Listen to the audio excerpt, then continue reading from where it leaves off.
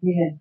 Bueno, nosotros venimos estudiando el libro de Mateo y ya hoy vamos a iniciar el capítulo 5.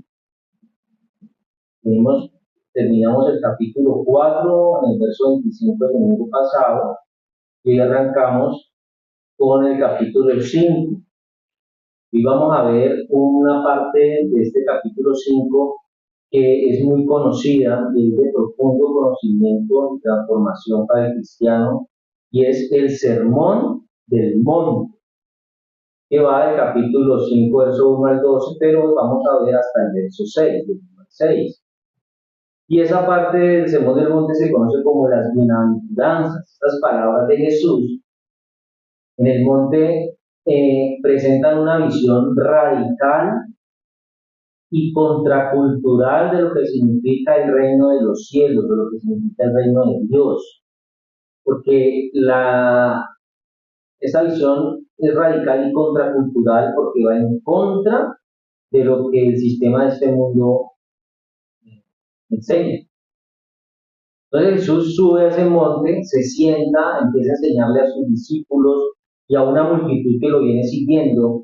Y en esas palabras que Jesús está diciendo, lo que él hace es revelar las características del verdadero seguidor del reino de Dios. Eso es lo que él principalmente quiere enseñar a través de esas palabras.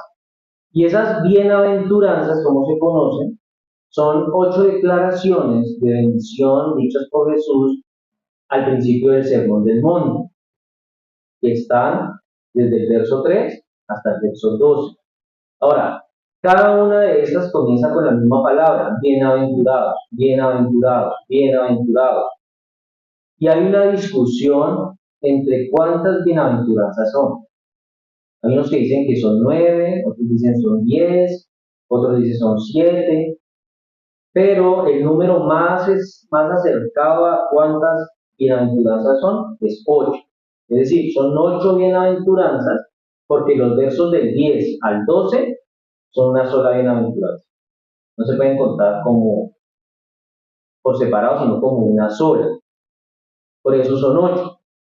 Y la palabra griega que se traduce para bienaventurados es la palabra griega Macario. Si usted un amigo que llame Macario, el nombre de él significa supremamente bendecido, significa afortunado, bendito, feliz. Es como los significados de la palabra bienaventurado. O sea, que este puede ser un buen nombre para una persona que ahora quiera tener niños. Un niño le puede poner Macario. Pero ese significado es una palabra que se refiere o apunta al profundo gozo del alma. Es un gozo, no es una felicidad cualquiera, es una felicidad muy profunda, y por eso esas personas que experimenten la primera parte de una bienaventuranza, es decir, pobre, llanto, mansedumbre, hambre y sed de justicia, pureza, misericordia, tendrán que también experimentar la segunda parte de la bienaventuranza, que es el reino de los cielos, consuelo, gratitud, misericordia, ¿cierto? Ser llamados hijos de Dios, ver a Dios. Entonces los bienaventurados tienen la participación en la salvación y entrada al reino de Dios, experimentando un anticipo de lo que eso significa, un anticipo del cielo. Cuando una persona es bienaventurada, está experimentando un anticipo del cielo, porque cuando nosotros seguimos a Cristo, no solamente recibimos lo bueno, también recibimos lo que no es tan bueno. También tenemos que experimentar lo que no es agradable, lo que no nos gusta. Ser bienaventurado significa llorar, pero también significa tener consuelo. Por eso las bienaventuranzas que Jesús está diciendo en el monte, lo que hacen es describir al discípulo ideal y las recompensas que él va a tener en el presente como futuras, es decir, las recompensas que tiene aquí en la tierra como las que va a tener en la eternidad. Por eso la persona a la que Jesús está aquí describiendo en esta parte del pasaje tiene una cualidad de carácter y una cualidad de estilo de vida diferente de aquellos que ahora están por fuera del reino. sea que se está refiriendo a un cristiano, a un discípulo. La forma de ese cristiano es diferente a la forma de uno que no lo es. Por eso nosotros como cristianos nos tenemos que diferenciar de los que no lo son. Somos diferentes, tenemos que ser diferentes. Por eso hoy tenemos que profundizar en estas palabras de bendición que nos llaman a vivir de una manera que refleje el corazón de nuestro Señor. Como cristianos nosotros tenemos que vivir una vida de manera que refleje el corazón de Cristo, aún en medio de nuestras deficiencias, de nuestros errores, de nuestras incapacidades, porque ese reflejar el corazón de Cristo no quiere decir que seamos perfectos, lo hacemos en un proceso que estamos sufriendo. Por eso el tema de hoy lo hemos llamado las bienaventuranzas, la revolución del reino de Dios, parte 1. Es como en el cine, parte 1. Y si Dios permite, si es su voluntad, el próximo domingo estaremos viendo la parte 2 de este mensaje. Y hoy vemos las bienaventuranzas, la revolución del reino de Dios, parte 1. Aquí arranca a hablar de un reconocimiento de nuestra necesidad. Hay un reconocimiento a la necesidad del hombre. Y aquí se refiere del verso 1 al 3, está hablando Jesús. Dice Mateo en el verso 1, viendo la multitud, subió al monte y sentándose vinieron a él sus discípulos. Mateo capítulo 5, verso 1. Viendo la multitud, subió al monte y sentándose vinieron a él sus discípulos. Entonces aquí inicia diciendo el pasaje, viendo la multitud. Cuando nosotros terminamos el domingo pasado, el capítulo 4, verso 25, decía que le siguió mucha gente de Galilea, de Cápolis, de Jerusalén, de Judea y del otro lado del Jordán. Esa es esa multitud que se refiere al capítulo 5. Por eso es erróneo, es equivocado pensar que Jesús se fue al monte para alejarse de la multitud. No es correcto decir que Jesús ya estaba cansado de todo ese poco de gente siguiéndolo. No. Jesús está en ese lugar y dado que él ve toda esta multitud, él decide empezar a hablarles. Entonces dice que iban a él sus discípulos. En esas multitudes, cuando hablamos de que él está dando la enseñanza a sus discípulos, ese término hay que entenderlo como que incluye a muchas personas dentro de esa multitud.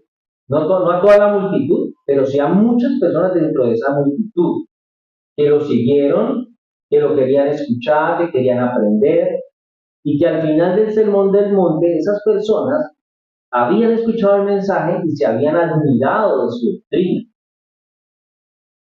Por eso, puedo hacer un paréntesis porque Lucas también habla un poco de esto. Y a veces pueden decir que son ocasiones distintas.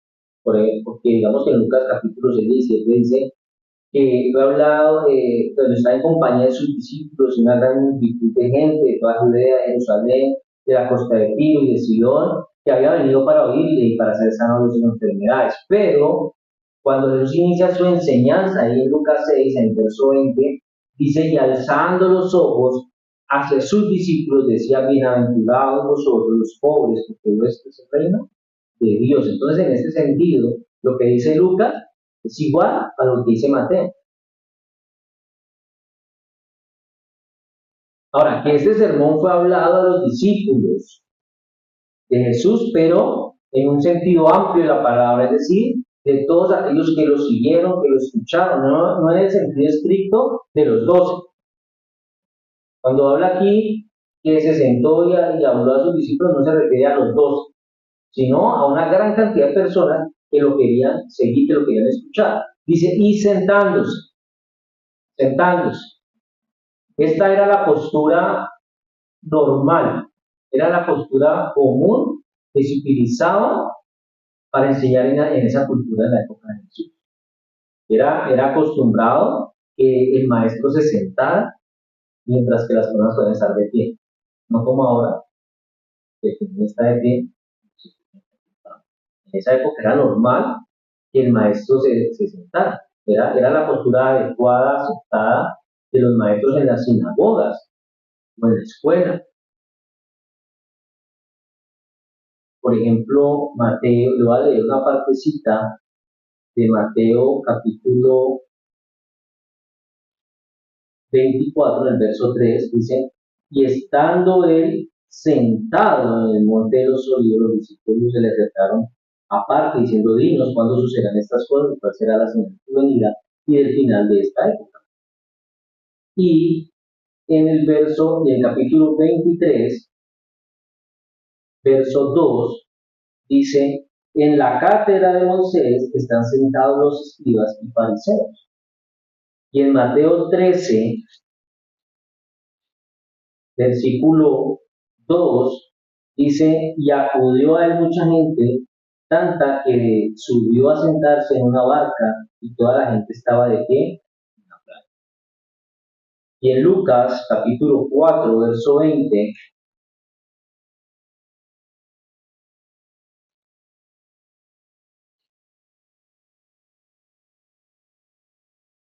dice, luego enrollando el volumen, lo envolvió al asistente, lo devolvió al asistente y se sentó. Los ojos de todos en la sinagoga estaban fijos. Siempre el maestro se sentaba, era lo normal, se sentaba para enseñar. Entonces podemos ver aquí que el registro de Mateo enseña que Jesús hablaría y enseñaría. Y aquí lo que está diciendo Mateo es que es Dios hablando, no como lo hacía en el Antiguo Testamento, que era tal vez Dios hablando a través de una persona, de un, de un hombre como Isaías o como Samuel o como Amós. No, ahorita era Dios hablando a través de la persona de Cristo, ¿sí? Dios hablando. Entonces continúa diciendo, vinieron a él, ¿quién? Sus discípulos. Entonces, aquí nuevamente tenemos que entender, cuando habla de discípulos, se está refiriendo a un grupo grande de personas, no al grupo de los 12, porque para este punto del libro, todavía el grupo de los 12 no se había presentado como discípulos. Hasta ahí todavía no aparecían los 12. Acuérdense que hablamos de que apenas Jesús había encontrado a 4. El tiempo pasado hablamos de que apenas había hablado con Pedro, con Juan, con Andrés, ¿cierto? Entonces, hasta este punto no se puede decir que cuando él está hablando a sus discípulos, o que vinieron a él los discípulos, no está hablando de los 12, está hablando de un grupo de personas muy amplio. Ahora, el verso 2 dice, y abriendo su boca les enseñaba diciendo. Entonces, ¿esto qué significa? Eso estaba en un lugar, en un monte, cuando hablo de un monte era como una lomita, como, ¿cierto? Un lugar al aire libre, donde él tuvo que hablar de esa multitud con energía, no estaba el micrófono, no tenía la capacidad de hablar por un megáfono, sino que era a capela, era a cuello, ¿cierto? Tenía que hablar duro, tenía que utilizar una voz fuerte para poder hablarle a la multitud, para él poder proyectar esos pensamientos que tenía. Por eso dice en parte Charles Spurgeon, refiriéndose a esto, dice, él comenzó a hablarles con libertad para que la multitud pudiera escuchar. Jesucristo habló como un hombre que enunció claramente y habló con voz alta, alzó su voz como una trompeta y publicó la salvación por todas partes, como un hombre que tenía algo que decir y que deseaba que su audiencia escuchara y siguiera. Es decir, cuando estaba hablando, abriendo su boca, le enseñaba que él estaba hablando como con determinación, ¿cierto? Él quería que la persona escuchara lo que él estaba diciendo. Él no estaba preocupado porque tal vez los que estaban aquí cerquita escucharan y los que estaban lejos, no. Él estaba preocupado porque todos escucharan ese mensaje y lo sintieran. Dice que les enseñaba diciendo. Eso quiere decir, los que escucharon, lo que ellos escucharon fue un mensaje que por mucho tiempo se ha reconocido como la suma total de la enseñanza ética de Jesús, es decir, el Sermón del Monte nos enseña cómo vivir. El Sermón del Monte es una enseñanza de cómo vivir. El Sermón del Monte también se considera como la declaración del reino del Mesías.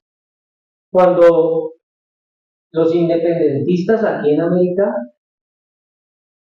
lucharon para liberarse del yugo español, ellos escribieron una carta de independencia. En Estados Unidos también los revolucionarios estadounidenses escribieron su carta de independencia. Aquí las bienaventuranzas son una declaración de independencia de lo que se trata el reino de los cielos. Y está presentando Jesús una agenda que es radicalmente distinta, diferente a lo que la nación de Israel esperaba o pensaba del Mesías. Porque la declaración de Jesús en las bienaventuranzas no le traería o no le presentaría al pueblo bendiciones políticas, materiales, porque lo que traía el mensaje de Cristo era una implicación espiritual, ¿cierto? El reinado de Jesús en la vida del ser humano. Cuando el ser humano es tocado por el Señor, cuando recibe a Cristo, va a recibir un mensaje o va a vivir un mensaje de cómo va a vivir la persona cuando hace parte del reino de Dios y tiene a Jesús como su Señor. Ahora, en la época de Jesús no había un acuerdo entre los judíos de cómo sería ese reino, cómo sería el reino mesiánico, porque los judíos esperaban un rey militar, político, que traería libertad al pueblo, que los podía independizar ahora sí del yugo romano. Y ellos pensaban, ahorita va a llegar el Mesías va a traer un ejército y va a sacar a patadas a los romanos de acá y va a traer libertad. Era lo que ellos suponían, era la posición popular y normal que tenía el pueblo de Israel, pero no era la posición de Jesús, no era la posición de Dios. Porque nosotros muchas veces podemos pensar muchas cosas para nosotros, pero el plan de Dios es distinto. Era ilógico para el judío pensar que la persona que los iba a libertar era un simple carpintero. Eso era ilógico, porque en el imaginario judío, ellos tenían era en su mente a un militar, a un rey poderoso, con todos los recursos para sacar al ejército romano del pueblo de Israel. Por eso es importante que entendamos que el Sermón del Monte no se refiere para nosotros en esta época a la salvación como tal. Lo que hace el Sermón del Monte es establecer para la persona que ya es discípulo, pero para el que es un potencial discípulo, considerar a Jesús como el rey de su vida, como la persona que trae una nueva ética a nuestra vida diaria, porque nuestra vida diaria ya tiene que ser distinta como era antes de que Jesús fuera el rey de nuestra vida. ¿Cómo es la vida de una persona hoy que no tiene a Jesús como rey? ¿Cómo es la vida de una persona hoy que sí tiene a Jesús como rey? Las dos vidas son distintas. También podemos considerar el tema de las bienaventuranzas, o podemos ver a Jesús como entrenando a los discípulos, a esos que lo estaban escuchando, para que ellos llevaran el mensaje que él tenía y ellos lo llevaran a otros. El mensaje era de Jesús, que estaba destinado a que fuera pasado de ellos, pasado a ellos y a través de ellos a otras personas. Es como hoy. Hoy nosotros recibimos el mensaje para llevarlo a otros. Dios nos da un mensaje para que a través de nosotros también ese mensaje llegue a otras personas. Por eso podemos decir que en el Sermón del Monte, que nos muestra Mateo, él nos está mostrando a un Jesús que está instruyendo a sus discípulos en el mensaje que era suyo y que ahora ellos debían tomarlo también como propio y llevarlo a otros hombres. Y esta parte del capítulo 5, que se conoce como las bienaventuranzas, que significa felicidad, benditos, también tiene que ser entendido, puede ser entendido como Jesús dándole sus actitudes a los creyentes, las actitudes que el discípulo debe tener. En las bienaventuranzas Jesús no solamente establece la naturaleza, sino también las aspiraciones de los ciudadanos del reino. Cuando nosotros recibimos a Jesús en nuestro corazón, tenemos una actitud diferente, una naturaleza diferente. Y eso hace que nosotros empecemos a aprender unos rasgos diferentes que se tienen que ver en nuestra vida. Por eso los rasgos que vemos en las bienaventuranzas son la meta y la marca de todo cristiano. No es como que usted y yo pudiéramos decirnos, yo quiero tener ciertos rasgos, pero otros no los quiero tener. Como tal vez en el caso de los dones espirituales, que podemos desear unos y otros no. Y tal vez se nos dan unos y otros no. Pero para el rasgo que es nuestra meta y la marca de todo cristiano no hay una escapatoria. Debemos anhelarlos todos. Por eso usted conoce a un cristiano, una persona que es cristiana, y que diga, no, yo no tengo necesidad de tener esos rasgos ni los quiero tener. Con justa razón, usted puede dudar de la salvación de esta persona. Pero si usted conoce a otro cristiano que dice que ya los tiene todos, también usted puede poner en duda la honestidad de ese cristiano. Porque ni podemos decir que no los debemos de tener, ni tampoco podemos decir que ya los dominamos. Los anhelamos, tal vez ya tenemos unos, tal vez ya estamos practicando unos, y estamos en el proceso de crear en nosotros esos otros atributos para que se vayan también dando en nosotros. ¿Y cuáles son esos rasgos y atributos que son meta y marca en todo cristiano? Son los que vamos a empezar a ver ahora. Los que dice, o lo que empezamos a leer en el verso 3. Los pobres en espíritu. Ese es un rasgo. Bienaventurados los pobres en espíritu, porque de ellos es el reino de los cielos. Bienaventurados. Jesús aquí está prometiendo bendición a sus discípulos. Él está prometiéndole a una persona que es pobre en espíritu que esa persona es bienaventurada. Y la idea detrás de la palabra griega que se utilizó para bienaventurado, ese feliz,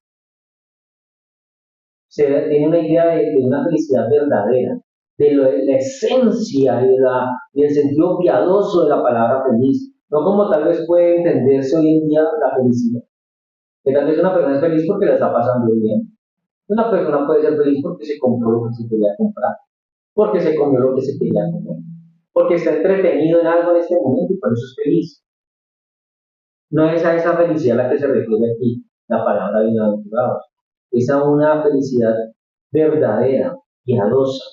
Por eso, cuando hablamos de pobres en espíritu, no nos estamos refiriendo a un hombre o una persona que es insignificante o que carece de valor, porque muchas veces cuando se habla de que no tiene espíritu se mira de manera despectiva a una persona, ¿no es cierto? O pensar en alguien que es pobre de espíritu nos hace creer que es alguien que es pasivo y que es ahí como insignificante, que no tiene valor. Eso no es así. Lo que quiere decir esta expresión pobres en espíritu se refiere a esa persona que todavía tiene actitudes pecaminosas, que todavía es rebelde, que carece por completo de las virtudes morales que necesita para presentarse delante de Dios y que necesita ser humilde y depender de Dios. Es decir, la persona que reconoce esa pobreza espiritual, admite una total y completa dependencia de Dios, admite y reconoce su total incapacidad para salvarse por sí misma. Esos son los pobres de espíritu. Si usted hoy todavía entiende y reconoce que depende de Dios, que su salvación la recibe por gracia y no por lo que usted mismo puede hacer, usted es pobre en espíritu. Los que son pobres en espíritu reconocen que no tienen ningún bien espiritual. Reconocen y saben que espiritualmente están en bancarrota, que espiritualmente están en la quiebra. Para esa palabra pobres en espíritu, hay dos palabras en griego que se utilizan. Y Jesús, la palabra que utilizó allí es topos. Y esa palabra, ¿por qué hay dos palabras? Porque hay una que se refería a pobres y otra para decir o mucho más pobres, como que ya casi que están en la indigencia, que ya mendigan. Esa palabra que utilizó Jesús. Él está aquí mostrando o hablando de alguien que debe mendigar para recibir lo que sea que haya recibido o que pueda recibir en el futuro. Los pobres en espíritu son mendigos. Eso trae a nuestra vida arrepentimiento y convicción. Cuando usted es pobre de espíritu, cuando usted reconoce que usted no tiene nada, que así usted tenga económicamente, materialmente muchas cosas, pero usted reconoce que espiritualmente usted no tiene nada, porque usted necesita de Dios, usted depende de Dios, cuando usted es humilde, esa actitud lo lleva a un arrepentimiento real, lo lleva a buscar la gracia y la misericordia de Dios con un corazón contrito y humillado. Todos iniciamos aquí. Los bienaventurados que inicia hablando Jesús no se refiere a los puros, a los santos, a los más espirituales, no. Él se refiere a los pobres en espíritu, a los que no tienen, reconocen que no tienen nada espiritualmente, porque ese es el primer punto de contacto de nuestra alma con Dios. Y eso nos desafía a vivir en humildad, a reconocer nuestra necesidad constante de Dios. Hay personas que tal vez sienten esa necesidad constante cuando pierden el empleo. Entonces ahí sí necesitan de Dios. O cuando se enferman, ahí sí necesitan de Dios. Cuando necesitan algo importante, entonces ahí sí necesitan de Dios. Cuando se les tiene un familiar enfermo, ahí necesitan de Dios. Pero cuando todo marcha sobre ruedas, cuando todo va bien, no necesitan de Dios. El que es pobre de espíritu necesita 24/7 de Dios. Y eso nos da la posibilidad de tener la herencia del reino de los cielos. Dice, porque de ellos es el reino de los cielos. Hay que hay una promesa de reino, hay una promesa del cielo. Jesús promete que aquellos que son pobres en espíritu van a heredar el reino de los cielos. Los que son pobres en espíritu, tan pobres como para mendigar, ellos van a ser recompensados, ellos van a recibir el reino de los cielos, porque la pobreza de espíritu es el prerequisito absoluto para poder recibir el reino de los cielos. ¿Qué significa esto? Que nosotros, aun cuando usted lleve muchos años de ir a la iglesia, cuando usted todavía se considere que usted ya ha aprendido mucho de la Biblia y que usted conoce mucho de las cosas de Dios, mientras usted tenga esa confianza en esos recursos que usted cree que tiene, usted no va a recibir nada absolutamente. Porque nosotros tenemos que estar delante de Dios como mendigos espirituales. No podemos creernos ya pues que solamente nos falta es estar allá. No. Debemos reconocer que necesitamos de Dios para poder llegar a ser absolutamente santos. Eso nos va a dar acceso al reino. Solamente la humildad y la dependencia constante en Dios nos va a abrir las puertas del reino de los cielos. El reino de los cielos no está dado en base a la raza, en base a su situación económica, social, a la inteligencia o la experiencia de una persona. Está dado a la pobreza y a la necesidad espiritual que usted demuestra que tiene en Dios. En la época de Jesús estaba dado para los pobres, para los publicanos que eran despreciados, para las prostitutas. Aquellas personas que son tan pobres espiritualmente que sabían que no tenían nada para ofrecerle a Dios y no intentaban ni siquiera darle nada a Dios, pero que estaban clamando misericordia. Solo esas personas van a poder ser escuchadas. ¿Se acuerda cuando el fariseo fue al templo y se presentó delante de Dios y decía, yo no soy, gracias a Dios, yo no soy mujer, yo no soy hombre, por allá gentil, como este publicano? Y el publicano ni siquiera se atrevía a levantar los ojos, solamente se hace el juicio. Él sentía su pecado y decía a Jesús, ¿cuál de esos dos se fue justificado a su casa? Si el fariseo o el publicano. Porque el pecador, el que sabe que es pecador, reconoce que es pobre en espíritu. Por eso en la bienaventuranza es puesto de primero, por una razón. Porque pone a los siguientes mandatos en perspectiva. Uno de que usted y yo, el pecador no puede ser salvo por su propia fuerza, sino por medio de la fe que ha puesto en el sacrificio de Jesús. Yo como mendigo he puesto mi confianza en el poder de Dios. Por eso tenemos que tener una perspectiva humilde de nosotros mismos. No creer que somos más porque tenemos esto o aquello. Nadie puede tener una perspectiva humilde de sí mismo hasta que llora. Nadie puede decir que es dócil hasta que tiene una perspectiva dócil de sí mismo. Usted no va a poder sentir su propia necesidad y pobreza hasta que usted tenga hambre y sed de justicia. Usted no va a poder tener una perspectiva alta de sí mismo porque mientras usted tenga una perspectiva demasiado alta de sí mismo va a ser muy difícil ser misericordioso con los demás. Eso nos recuerda que nosotros cuando sentimos esto nos entendemos que somos ciudadanos de fe, viviendo bajo el gobierno de Dios, bajo la gracia de Dios, porque sentimos que nosotros somos pobres, somos mendigos espiritualmente, eso nos lleva a llorar. Por eso el segundo punto es bienaventurados los que lloran en el verso 4. Aquí hay un lamento por el pecado, hay un sufrimiento. Dice, bienaventurados los que lloran, porque ellos recibirán consolación. Y aquí la gramática griega antigua, cuando dice bienaventurados los que lloran, se refiere a un intenso grado de dolor. Jesús cuando habla de llorar no se está refiriendo a la tristeza casual por la consecuencia de una situación X, porque tal vez sí me fallé y eso me hace sentir un poco mal.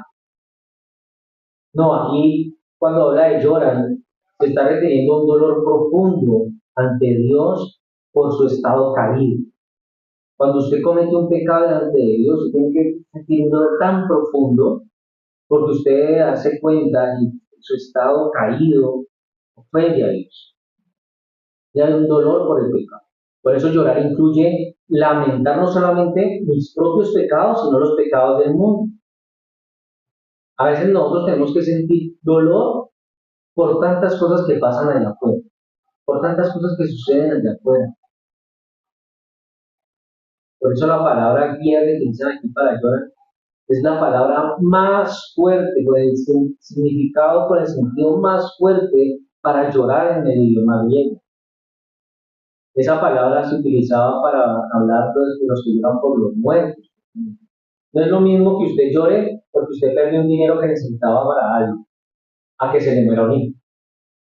¿Usted por cuál de los dos lloraría más? ¿Por cuál de las dos pérdidas sentiría más dolor en su corazón? ¿Por el dinero que perdió o por el hijo que murió? ¿Cierto? Entonces, el sentimiento de llorar aquí es el sentimiento de dolor, de lamento apasionado por algo que usted ha perdido y que es valioso. Ese llorar, como les decía, implica sentir compasión, no solamente por mi dolor, por mi sufrimiento, sino por el sufrimiento del mundo. A veces nosotros vemos cosas en la internet, en la televisión, y nos da tanto dolor, ¿cierto? Porque uno dice, eso no debería estar pasando. Pero el llanto es por la condición caída del individuo y la necesidad del individuo, pero también por la condición caída y la necesidad del resto del mundo. Pero haciéndolo conscientes de que allá afuera todo el mundo está necesitado de Dios por causa de su pecado, que todo el mundo allá afuera está necesitado de Dios por causa de su naturaleza caída, que esas personas allá afuera están rechazando al Señor porque están muertos en su delito y pecado. Y necesitamos clamarle al Señor para que les toque el corazón y ellos puedan venir a Él en arrepentimiento. ¿Eh? Por eso nosotros lloramos en realidad. Lloramos por el pecado y los efectos devastadores que dejan las personas. Y eso nos da una lección de compasión. Nos llama a que seamos sensibles por el dolor, no solamente propio, sino por el dolor ajeno. Por el dolor y por el pecado, el daño que causa el pecado en la vida de otras personas, que a veces ellos están felices. Usted los ve felices en su pecado, pero hay momentos en los que ellos se dan cuenta que su vida es un desastre. Pero los que lloran van a tener una consolación divina, dice, porque ellos recibirán consolación.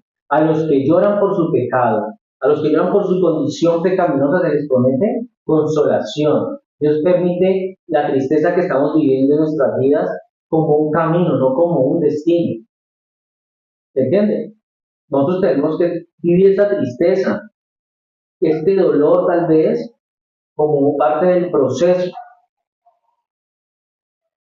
que nos va a llevar al final a una promesa de consolación. Jesús promete consuelo a aquellos que lloran, asegurándoles que Dios ve y responde a su dolor, que Dios no es indiferente al dolor. Él es entonces nuestro consolador, nuestro sanador, trae esperanza y restauración en medio del lamento.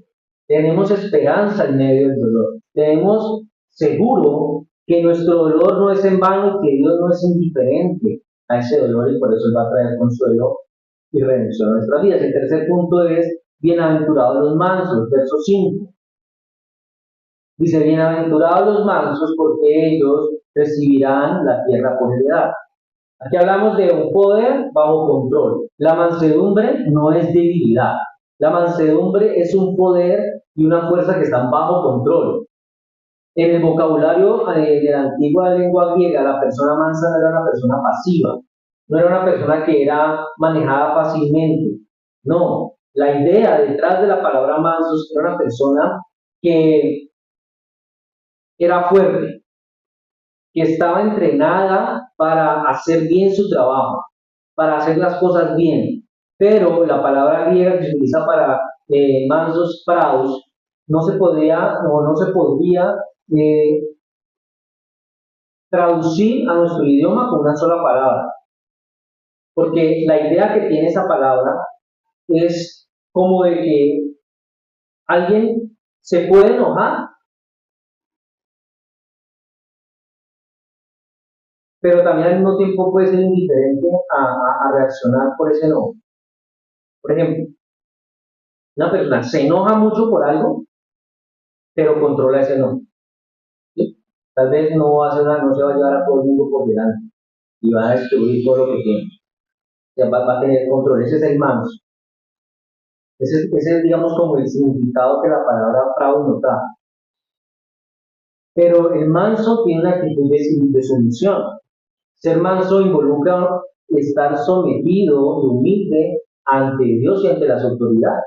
Ser manso significa tener una disposición a someterse a trabajar también bajo la autoridad de otros.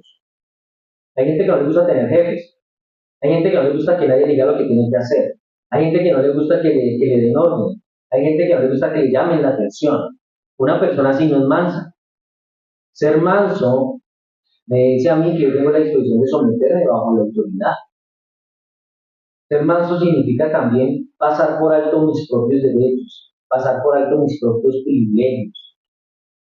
Por ejemplo, soy manso cuando yo acepto mi bancarrota espiritual, pero ¿qué tal que alguien venga y me diga, es que usted es un pecador, es que usted es un mendigo espiritual?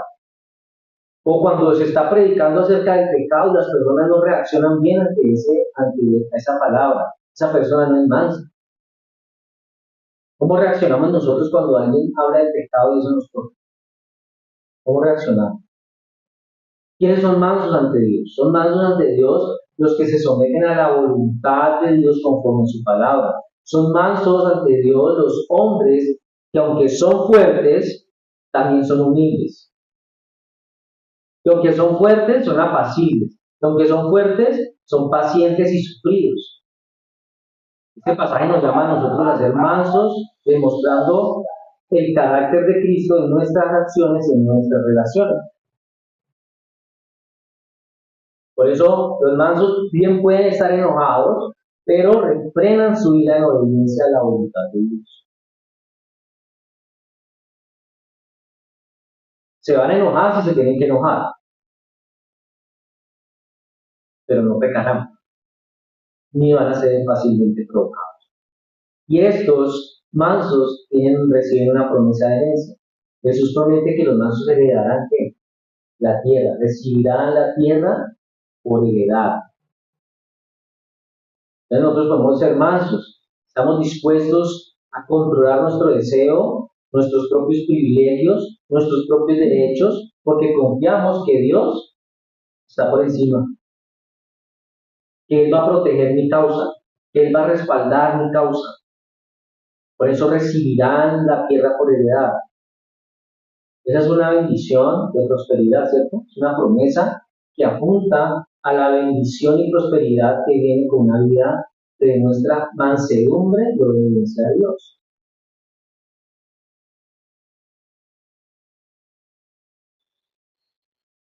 Por eso, a través de las primeras bienaventuranzas, usted y yo podemos notar que el hombre natural, ustedes ya saben a qué nos referimos cuando decimos el hombre natural, no encuentra la felicidad en ese tipo de cosas. El hombre natural no va a ser feliz si tiene que llorar. El hombre natural no es feliz si tiene que ser pobre en espíritu y reconocer que es pobre delante de Dios. Él no encuentra felicidad en eso. Él no encuentra la felicidad en el llanto de la mansedumbre. Estas son bendiciones que solo aplican para el hombre espiritual. Aquellos que ya han reconocido a Cristo en su corazón y ahora son nuevas criaturas. El hombre espiritual sí puede reconocer el llanto como una bendición. El hombre espiritual reconoce la mansedumbre como una bendición. Por eso, cuando nosotros venimos a Cristo, somos nuevas criaturas, hay restauración en nuestra vida. Y por eso hay una promesa de restauración futura del reino de Dios en la tierra.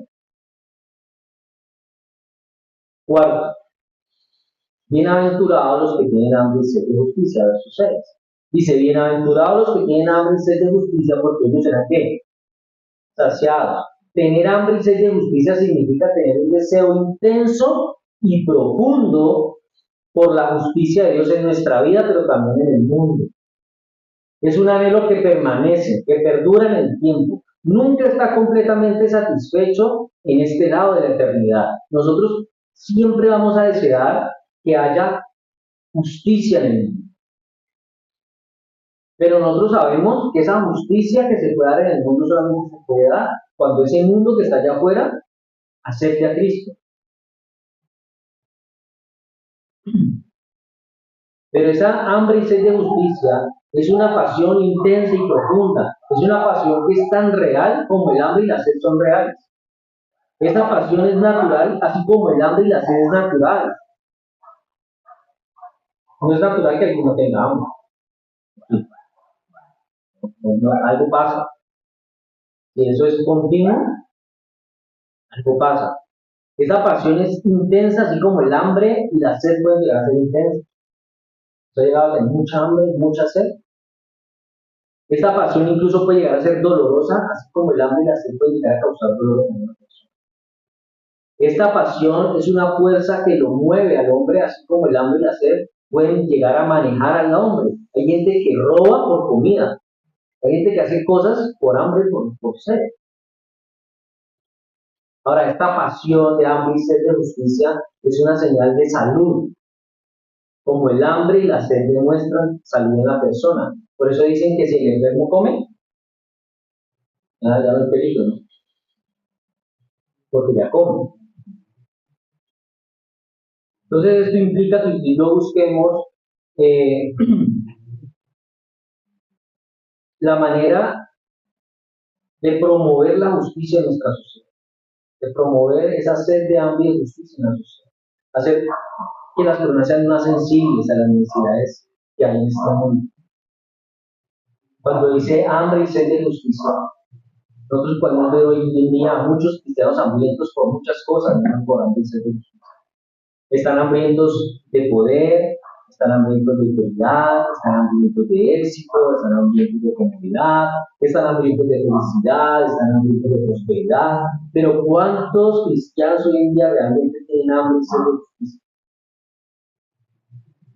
¿Cuántos cristianos hoy de verdad están preocupados por lo que está pasando en el mundo?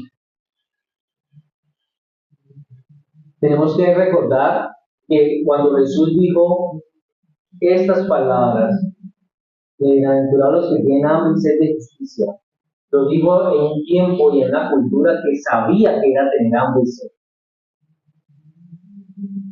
Él se lo dijo a unas personas que sabían que era tener hambre y tener sed. Al menos ahora, al menos en este tiempo, al menos en este lado del mundo, las personas están tan cerca de sus necesidades básicas, las que pueden cumplir, no son millonarios, para menos tienen desayuno, no su comida, tienen una cama donde dormir, tienen un techo donde meter la cabeza, tienen un lugar donde ir a estudiar, tienen una ropa que colocarse, pero tienen esto tan cerca que les resulta difícil tener hambre y sed de justicia. Es decir, el tener las cosas nos hace indiferentes a una cantidad de situaciones que están sucediendo.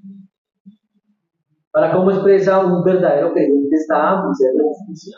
Un cristiano anhela tener una naturaleza justa. Un cristiano anhela tener una naturaleza ser bueno, hacer cosas buenas por el prójimo. Un cristiano quiere ser santificado, ser hecho cada vez más santo, caminar cada vez en ese proceso de santidad. Un cristiano anhela permanecer en la justicia de Dios. Un cristiano no quiere ser injusto. Un cristiano no quiere desviarse hacia intereses mezquinos. Un cristiano anhela ver la justicia promovida en este mundo. El creyente tiene hambre y sed de justicia. El que tiene hambre y sed de justicia no tiene hambre y sed de que su partido político este año quede presidente. El cristiano que verdaderamente tiene hambre y sed de justicia no tiene hambre y sed de justicia de que sea su equipo de fútbol que quede campeón este año. Él tiene hambre y sed de justicia de que otros conozcan a Cristo. No tiene hambre y sed de justicia de que su palabra o sus opiniones o sus ideas sean escuchadas, sino de que el débil y el vulnerable y que está allá afuera pueda ser salvo y pueda conocer a Cristo. Eso es lo que el creyente de nuestra comunidad. Hoy los cristianos tienen hambre y sed de justicia y dicen a pasear el fin de semana que es bueno. Tienen hambre y sed de justicia de enfocar sus fuerzas en estudiar, en enfocarse en ser exitosos en su trabajo, pero no buscan que más personas conozcan de Dios.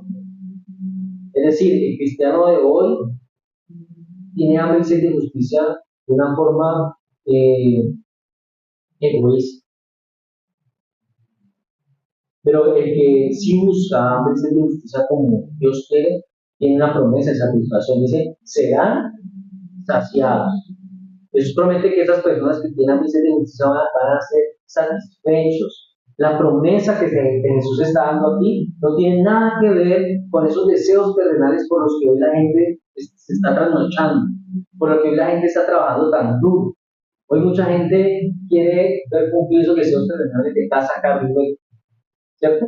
De que si ya tienen X salario, quieren otro más alto y otro más alto, siempre otro más alto.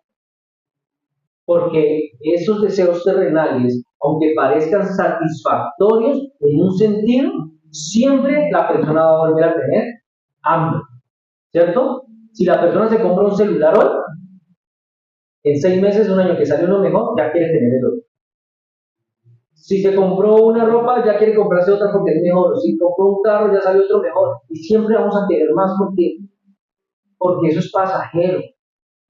Pero el que es saciado con lo que Jesús promete, pienso que él promete satisface a la persona tanto que no desea más. Como le pasó a la mujer samaritana. En Juan 4, 13, 15 dice, Jesús le respondió y le dijo, cualquiera que bebiere de esta agua volverá a tener sed. Mas el que bebiere del agua que yo le daré no tendrá sed jamás, sino que el agua que yo le daré será en él una fuente de agua que salte para la vida eterna. La mujer le dijo, Señor, dame esa agua para que no tenga yo sed, ni venga aquí a sacarla. La persona que recibe a Cristo y se llena de verdad de lo que Él promete, ya no va a encontrar necesidad de ir a emborracharse, a andar de fiesta, porque eso es lo que esas personas, con eso estas personas llenan vacíos en su vida, en su corazón. Tal vez hacer lo que otras personas hacen para sentirse aceptado.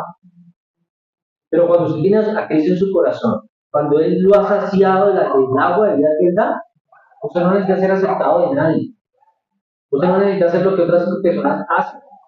Usted no necesita estar de fiesta y de rumba y de corrección de todos los días. Porque usted ya no va a tener más sed. Usted ya va a estar saciado. Por eso las bienaventuranzas, por eso el mensaje en sí de Cristo es un mensaje revolucionario. Por eso decimos que es radical y contracultural.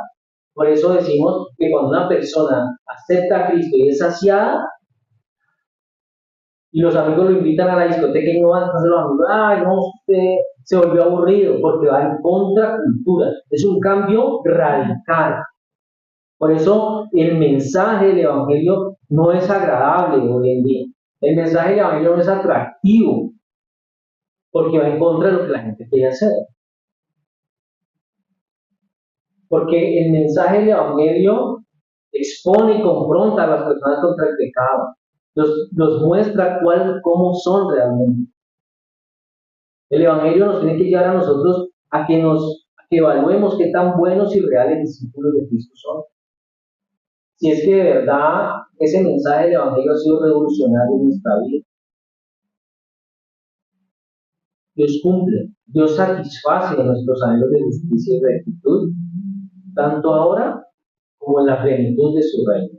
Hoy, tal vez usted no vea su vida con muchos viajes, ¿cierto? Tal vez usted no ha salido de Cali, tal vez usted no necesita endeudarse para comprarse el mejor teléfono, tal vez usted necesita estar endeudado para poder tener una vida social como otras personas, pero usted está saciado, porque usted tiene algo más grande, más trascendental. Venir a Jesús, la promesa del Evangelio, no es que usted va a tener los bolsillos llenos de plata, no es que su vida se va a volver un color de rosa. De hecho, Dios ni siquiera yo creo que Él quiere eso para nosotros. Porque lo que Él quiere para nosotros es que nosotros coloquemos nuestra vida primeramente. Esa es la única forma en que la persona puede estar plena. Ahora, para terminar lo que hemos podido aprender hoy, de Mateo 5, del 1 al 6, es la visión radical que nos muestra Jesús del reino de Dios a través de las bienaventuranzas. Que Jesús nos está llamando a vivir una vida con humildad, con mansedumbre, con compasión y anhelo de justicia. Y esas características, esos rasgos que son marca y meta del cristiano, son contraculturales. No solamente nos van a transformar a nosotros individualmente como cristianos, sino que también si nosotros sabemos aplicar eso en nuestra vida, podríamos llevar eso a que impacte nuestra sociedad para que transforme a otras personas. Por eso nosotros tenemos que apropiarnos de este pasaje, como de toda la Biblia, ¿cierto? Para que nos inspiremos a vivir de acuerdo a los valores del reino, que nos ayuden a reflejar el corazón de Jesús en todo lo que nosotros hacemos. Al hacerlo, nosotros vamos a experimentar esas bendiciones. Mire lo importante que cuando usted es un cristiano, que ha entendido lo que significa ser ciudadano del reino, usted ya no se expresa porque usted no puede hacer muchas cosas que como nosotros tal vez quisiéramos hacer, pero nosotros ya sabemos que eso no depende de nuestra vida, nosotros estamos aquí de paso. Tenemos unas bendiciones y unas promesas que se van a hacer realidad en nuestra vida, que vienen a hacerse realidad cuando somos verdaderos discípulos. Cuando tenemos clara nuestra identidad como ciudadanos del reino. Pero si usted es un cristiano que todavía busca dedicarse en lo terrenal, su identidad está distorsionada. Usted todavía no es un ciudadano del reino. Usted es mundano. Y usted todavía como cristiano le hace falta todo ese tipo de cosas. Usted no es un ciudadano del reino. Entonces tenemos que evaluarnos, porque aunque tal vez llevemos mucho tiempo en el evangelio y pasemos por ese tipo de cosas, tenemos que evaluar cuál es nuestro cristiano y qué tan real es. ¿Qué tan real es nuestra conversión? Nos estamos engañando. Vamos a orar.